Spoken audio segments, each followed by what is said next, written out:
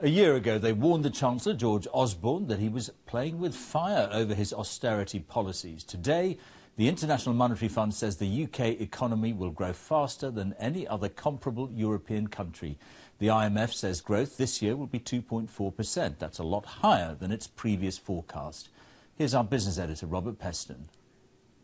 Britain back at work, the economy growing again.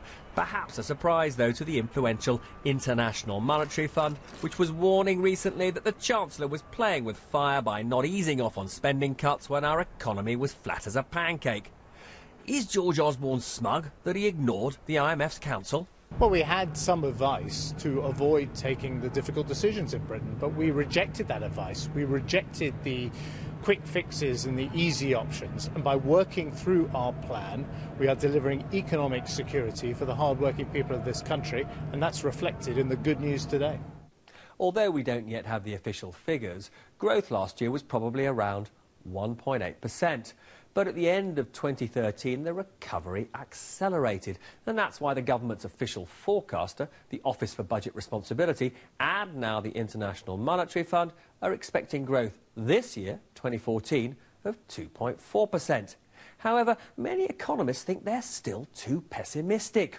The powerful Bank of England expects growth of 2.8%, and the US bank Citi is expecting the kind of growth we enjoyed in the boom years, 3.2%.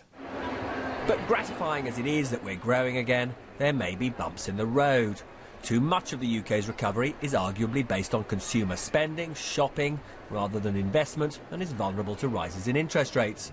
There's a disturbing widening in the deficit between what we buy from the rest of the world and what we sell abroad, and the Labour Party wonders when we'll enjoy the recovery in our pockets. After 3 years of flatlining, any growth is good news, but for most families with their living standards still falling, this is no recovery at all. But if we start to see businesses investing more and selling more abroad, and growth is therefore sustained, will it be back to the good old days? The UK economy is picking up, and that's a good thing, but we should be realistic about the sort of growth we can expect for the future.